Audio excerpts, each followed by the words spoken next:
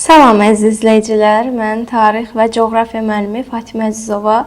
Bugün sizlərə Azərbaycan Respublikasının fiziki coğrafi mövqeyi və relyefi haqqında danışacağıq. Gəlin birinci onun fiziki coğrafi mövqeyini öyrənək. Öncəliklə Azərbaycan ərazisi ümumi sahəsi 86,6 min kvadrat kilometr şimal və şərq yarımkürələrindən yerləşir. Qurudan 5 dövlət ilə sərhəddə yerləşir. Bunlar Rusiya, Gürcüstan, Ermənistan, Türkiyə, İran sayılır. Azərbaycanın şimaldan cənuba doğru uzunluğu təqribən 400 km, şərqdən qərbə olan uzunluğu isə 500 km sayılır. Gəlin ucqar nöqtələrinə baxaq. Azərbaycan Respublikasının ucqar şimal nöqtəsi əsasən Qutondağ, cənub ucqar nöqtəsi Astaraçay, şərq ucqar nöqtəsi Şahdili, adaları nəzərə alsaq neft daşları, qərb ucqar nöqtəsi isə Sədərəydə yerləşir. Əslində Naxçıvan nəzərə almasaq, qərb ucqar nöqtəsi Candargöl qeyd olunur. Bunlar olur Azərbaycan Respublikasının ucqar nöqtələri. Paytaxtı isə Bakı şəhəridir. Gəlin qonşu dövlətlərə baxaq.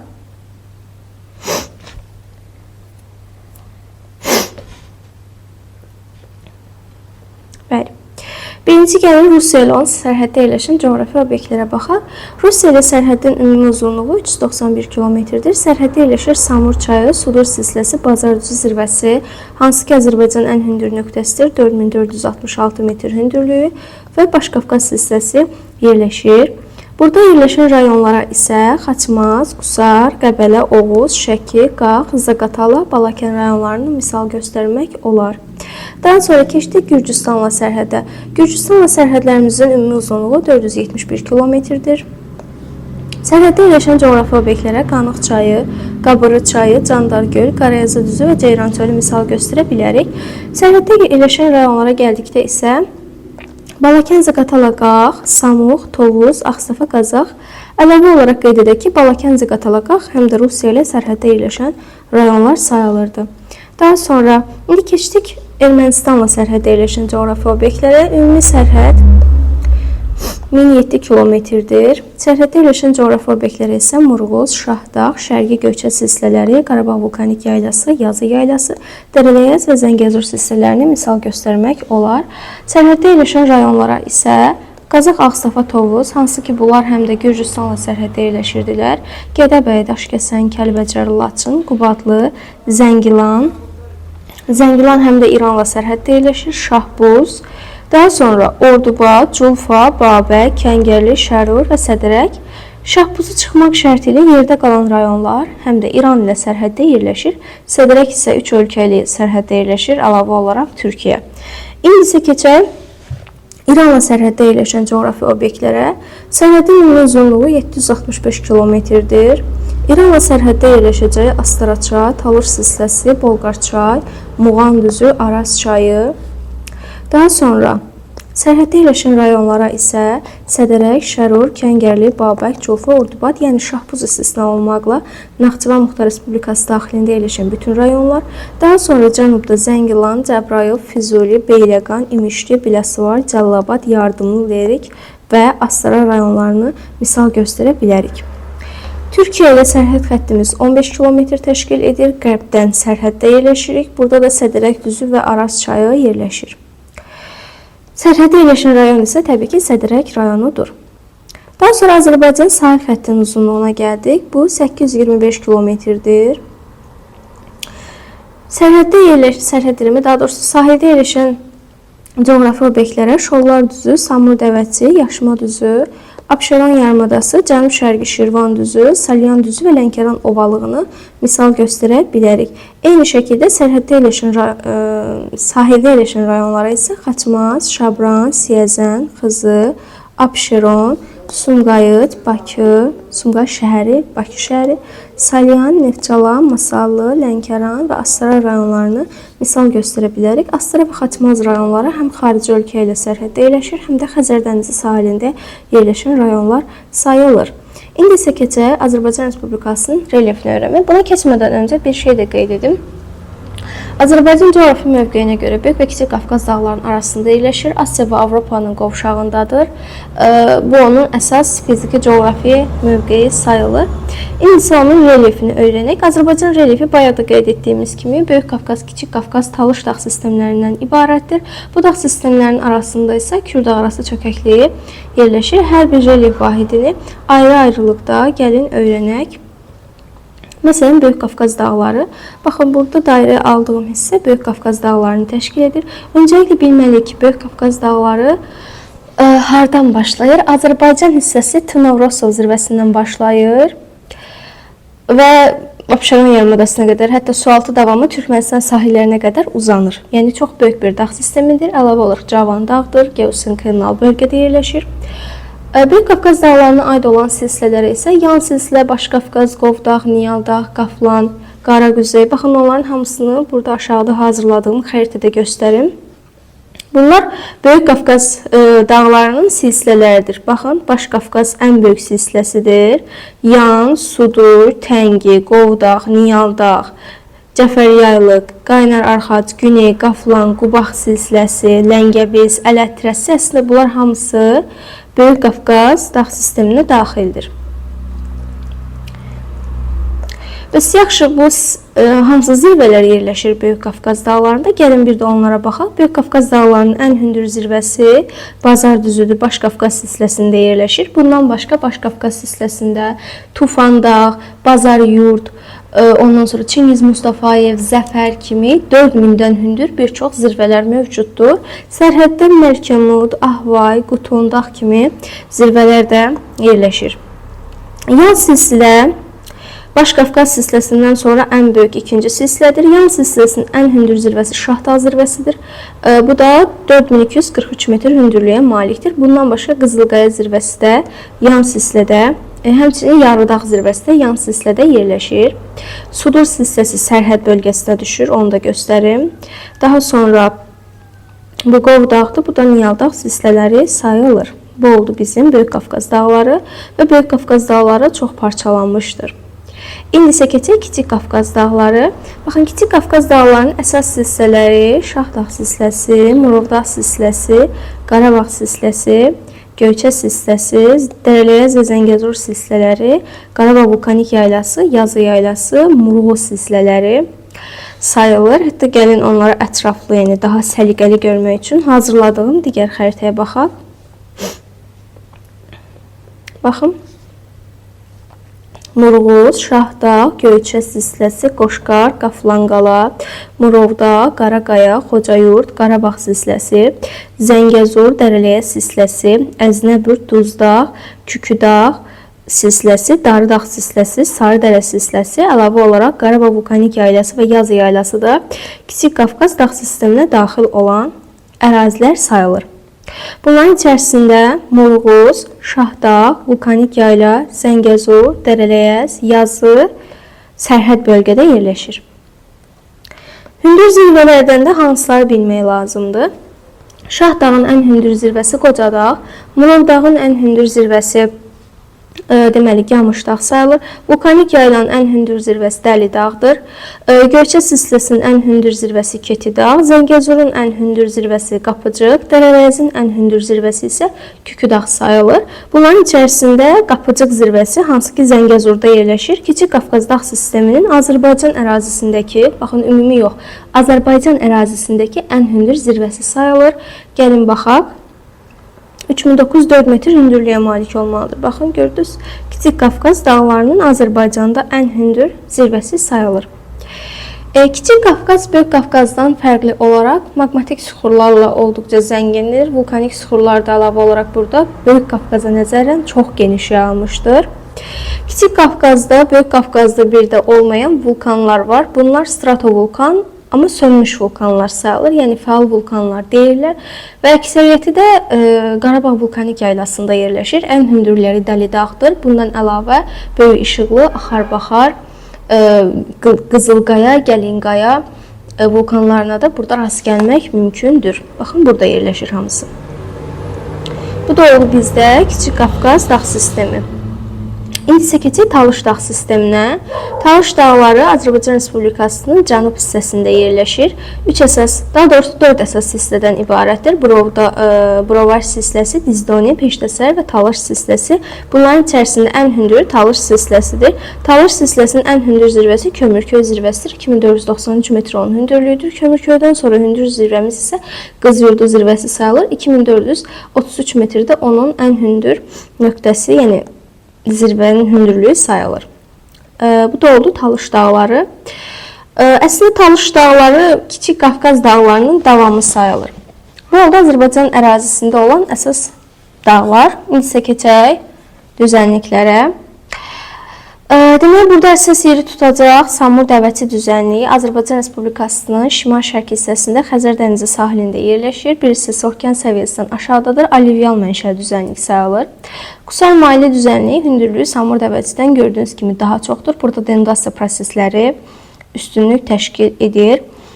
Daha sonra burada Böyük Qafqazın ətəyində yerləşən Abşeron tirəli təpəli düzənliyi və Qobustan alçaq dağlığı var. Yəni əslində Böyük Qafqaz dağ sisteminin davamı sayılır. Küraraz ovalığı haqqında sonda danışacağım. Şimal-qərb hissədə Böyük Qafqazın cənub yamacında Qanı-Xəyrə çay çökəkliyi var. Bu əslində alüvyal mənşəli düzənlikdir. Birazdan alüvyal mənşəli düzənlikdə nədir onu izah edəcəm. Akkumulyasiya prosesi burada üstünlük təşkil edir. Daha sonra burada Acınahor və Ceyrançöl düzləri var. Acınahor düzləri Daşüz və Xocaşən silsilələrinin arasında yerləşir. Ceyrançöl düzü Gürcüstanla sərhəd bölgədə yerləşir. Qarayüzü düzü də burada Kür çayının sol sahilində yerləşir. Kiçik Qafqaz dağlarının ətəklərində Gəncə Qazax düzü və Qarabağ düzü yerləşir. Küraraz ovalığı isə ümumi hündürlüyü böyük bir hissəsi okean səviyyəsindən aşağıda yerləşir. Baxaq görək hansı düzlərdən ibarətdir. Kür çayının sağ sahilində yerləşən Şirvan düzü və cənub-şərqi Şirvan düzü. Kürün sağ sahilində yerləşən Mil düzü, Muğan düzü və Salyan düzü Küraraz ovalığında yerləşir. Dediyim kimi bu düzənliklərin böyük bir hissəsi okean səviyyəsindən aşağıda yerləşir. Yəni akkumulyativ mənşəlidirlər, ovalıqdırlar. Daha sonra burada Lənkəran ovalığı yerləşir. Talış dağları ilə Xəzər dənizi arasında yerləşən akkumulyativ mənşəli düzənlikdir. Biz burada deməli aşağı Arazboyu düzənlikləri görürük. Kiçik Qafqaz dağlarından cənubda yerləşən Gəyən, İncə və Hərəmi düzləri. Orta Arazda yerləşən düzlərə isə Sədərək, Şərur, Naxçıvan, Gülüstan. Burada bir dənə böyük düz də var. Yayca Ordubad düzlərini misal göstərə bilərik. Bunların hündürlüyü 600 metrdən çoxdur. Yəni təbii ki, burada denudasiya prosesləri daha üstündür. İndi gəlin düzlərə ümumi xəritədə bir baxaq. Çünki ümumi xəritədə daha rahat yadda qalar. Baxın, bu ümumi xəritədir. Deməli, burada biz, məsələn, bayaq unutmuşdum qeyd etmək, Şollar düzünü görürük. Xəzər dənizi sahilində yerləşir. Samur Dəvəçi ovalığı. Baxın, bunların bir hissəsi okean səviyyəsindən aşağıda yerləşir. Amma Qusar maili düzənliyi yox. Qusar maili düzənliyi Böyük Qafqaz dağları ilə Samur Dəvəçi ovalığı arasında yerləşir. Abşeron tirəli təpəli düzənliyi. Daha sonra burada bizə nə lazımdır? Kür çayının sol və sağ sahilində yerləşən düzləri tapmaq. Öncəliklə gəlin baxın, sol sahildə nələr var? Burada cənub-şərqi Şirvan düzü var. Şirvan düzü, Ceyrançöl, Qarayazı düzü. Deməli, Kür çayının sol sahilində yerləşir. Niyə Acınahor düzünü qeyd etmədim? Çünki bu Acınahor düzü özü Daşüz və Xocaşən silsilələrinin arasında yerləşirdi. Burada arada bir Xocaşən silsiləsi mövcuddur. Daha sonra Kür çayının dedik sağ sahilində yerləşən düzləri də qeyd edək. Sağ sahildə olacaq Salyan düzü, Muğan düzü, Mil düzü, Gəncə Qazax düzü. Bunlar isə Kür çayının sağ sahilində yerləşən düzənliklər sayılır. Bu da belə. Yerdə qalan düzənliklərdən isə qeyd etdiyimiz Gəyən, İncə, Hərəmi, bunlar sayılır aşağı Arazboyu düzənliklər. Daha sonra Naxçıvanda olan düzənliklər, hansı ki bunlar 600 metrdən daha hündürdə yerləşirdi. Ardıcıl şəkildə öyrənmək lazımdır. Şimal-qərbdən cənub-şərqə doğru Sədərək, Şərur, Böyükdüz, Naxçıvan, Gülüstan, Yaycı və Ordubad düzləri burada yerləşir. Lənkəran ovalığı isə qeyd etdiyimiz kimi Talış dağları ilə Xəzər dənizi arasında yerləşir. Burada akkumulyasiya prosesləri əsasən Küraraz, Qanıq-Əyri çay, Samur Dəvəçi, Lənkəran ovalığı bölgəsində müşahidə edəcəyik. Amma məsələn, Qusar maili düzənliyi olsun, vulkanik yaylı olsun, Naxçıvanda yerləşən araz boyu düzənliklər olsun, burada isə daha çox denudasiya prosesləri üstündür. Denudasiya ilə akkumulyasiyanın fərqini də bilmək istəyirsinizsə, yadda saxlayın. Adətən ovalıqlarda akkumulyasiya prosesi gedir. Çünki burada hündürlük aşağıdır və süxurlar əsasən toplanır ki, bu da akkumulyasiyadır. Süxurların daşınma prosesi, yəni denudasiyası nisbətən hündür düzənliklərdə gedir. Ona görə qeyd etdik ki, Naxçıvanda olan düzənliklər olsun, Qusar maili düzənliyi olsun, vulkanik yaylı olsun, burada məsələn denudasiya prosesləri daha çox gedir. Bu da oldu Azərbaycan Respublikasının düzənlikləri. Yəni bunlar əsasən Azərbaycanın endogen mənşəli relyef formaları idi. İndi isə gəlin, yəni nəyisə unutmamışıqsa, Azərbaycanda eksogen mənşəli relyef formaları haqqında daha ətraflı danışaq. Burada əslində fiziki xəritə üzərində danışacağım. Öncəliklə eksogen proseslər nədir? Bunu bilmək lazımdır. Mənim YouTube-da eksogen proseslərlə bağlı videom var. İstəsəz onu açıb baxa bilərsiniz. Yəni birinci eksogen proseslər və relyef nədir? Onları öyrənin. Daha sonra bu videoya daxil olub Azərbaycanın eksogen mənşəli relyef formalarını öyrənin. Amma qısaca onu deyim ki, eksogen proses xarici qüvvələrdir. Eksogen relyef formaları, yəni morfoskulpturlar isə eksogen proseslər nəticəsində yaranan relyef formaları sayılır. Gəlin baxaq, Azərbaycanda hansı belə relyef formaları var. Öncəliklə eksogen proseslərdən biri çaydır. Çayın gördüyü dağıdıcı işə biz deyirdik eroziya. Və burada yan eroziya və dib eroziya var. Təbii ki, yan eroziya düzənliklərdə olur, dib eroziya dağlarda olur. Deməli, Azərbaycanda əsasən dib eroziya Böyük və Kiçik Qafqaz dağlarından başlayan çaylarda olacaq. Yan eroziya isə əsasən bu dağların ətəklərində və yaxud da düzənliklərdə müşahidə olunacaq.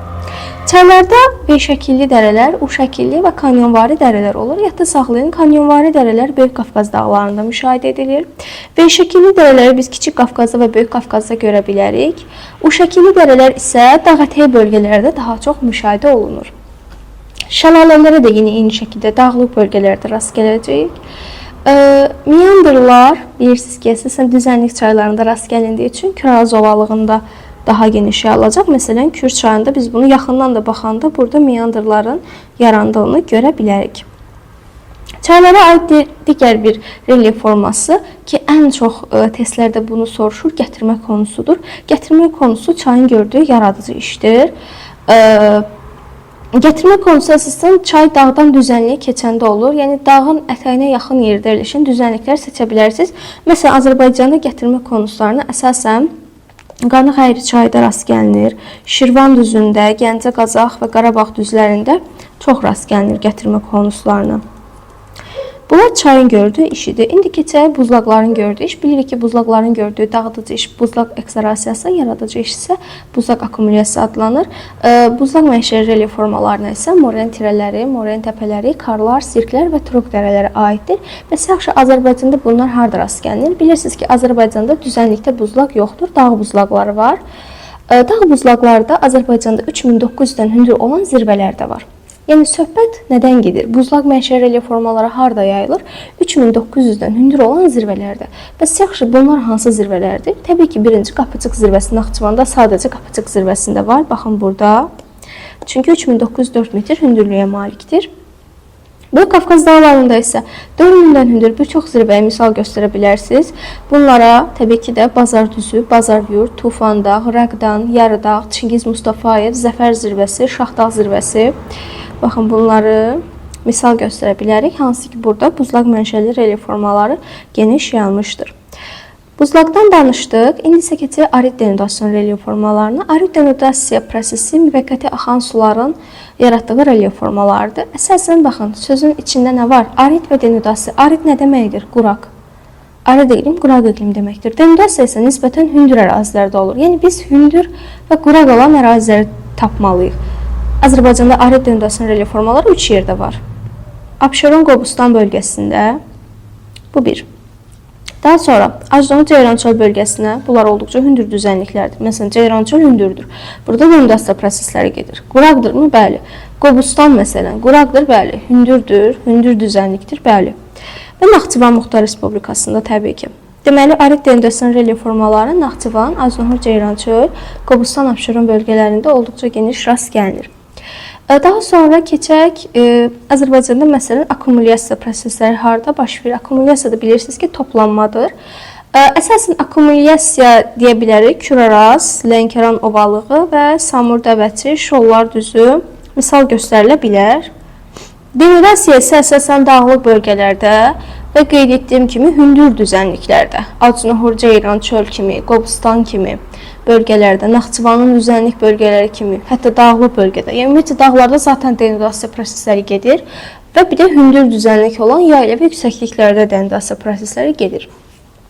Daha sonra dalğaların fəaliyyəti. Dalğaların fəaliyyətinə nə deyirdik? Abraziya və yaranan relyef formalarına isə abrazyon relyef formaları deyilir. Əsasən təbii ki, dalğadan bəhs ediriksə Xəzər dənizi sahilində Samur Dəvəçi ovalığı, Abşeron yarımadası, Cənub-Şərqi Şirvan düzündə rast gəlinəcək, Lənkəran ovalığında, Salyan düzündə abrazyon relyef formalarına, daha doğrusu abraziya prosesinə rast gələ bilərik.